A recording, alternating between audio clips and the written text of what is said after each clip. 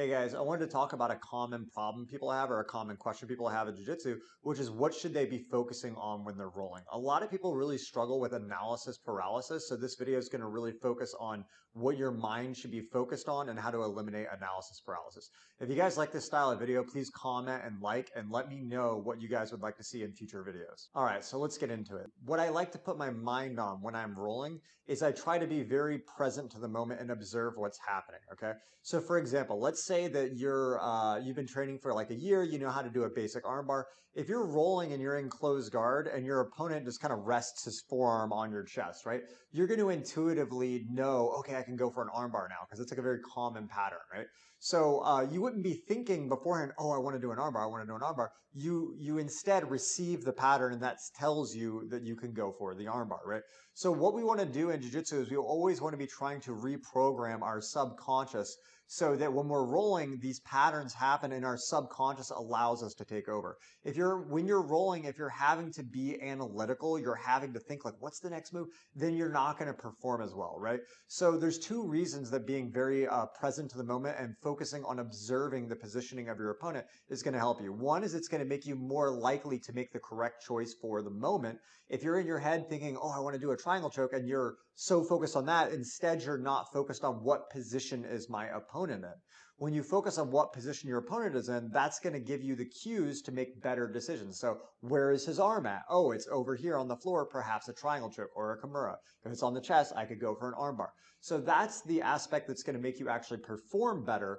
But even from a learning perspective, it's important because sometimes, like say you're newer, or even if you've been training a while and you're trying to learn a new guard system, what's going to happen is you're going to observe the positioning of your opponent, like, oh, I'm in spider guard, and they're like looping my wrist. You may not know what to do then, right?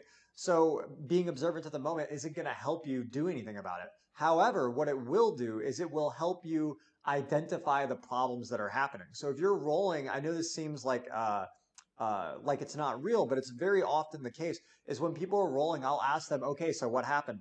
And they can't even tell me what the guy did or what happened. And that's because they're so focused on what they want to do or, what they're thinking about that they're not observing the moment. So if instead, like say I'm in spider guard or I'm in collar sleep and I'm watching what happens and I see my opponent does some new pattern that I don't understand, like looping my wrist or something, at least if I'm observing the moment, I will see, oh, they're looping my wrist. And when I finish the match, I can then reflect on that and think, oh, okay, I need to come up with a solution for that.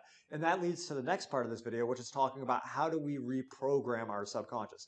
If the idea when we're rolling is that we want to just be present to the moment, taking action, then what we need to do is we need to have some time that we're trying to reprogram our subconscious so that when we're rolling and we're present to the moment, we're likely to just make good choices. So one way of doing that is after you roll, having like a reflection period. Every time after I finish training, I'll sit there with my notes on my phone and I just kind of think about what happened. Like, oh man, it was really hard when I was in collar sleeve and the guy had his knee angled out like this, right?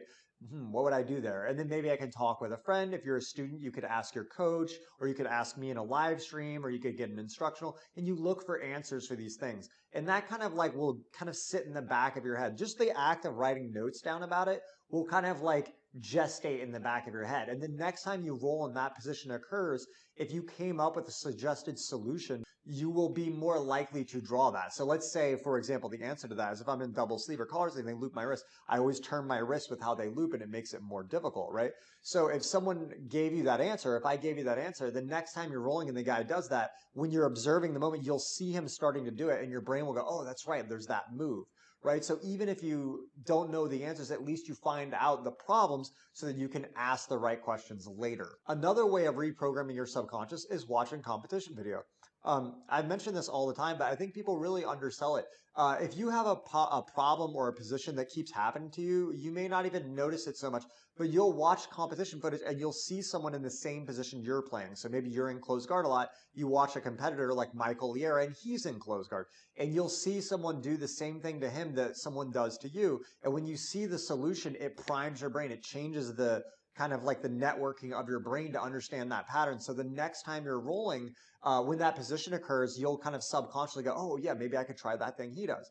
A lot of times when I'm studying video, I'm like studying with an intent, but a lot of times while I'm watching that, other things happen in the match that I'm studying, and those things kind of dig into my subconscious, and I'll be rolling the next time, and some position will occur that I wasn't focused on at all. And because I watched the video, I get better in things that I wasn't even focused on, right? So in short, I think the main idea from this video is that when you're rolling, you really want to focus on observing your opponent, be present at the moment, pay attention to what your opponent is doing so that you can both make better choices because you understand what he's doing, or at minimum, learn where you have holes in your game or where you don't know what to do. And then after the match, use reflection time to write notes, think about what happened, ask people questions and come up with solutions to change your subconscious, and also watching competition footage. That's another great way for you to change your subconscious.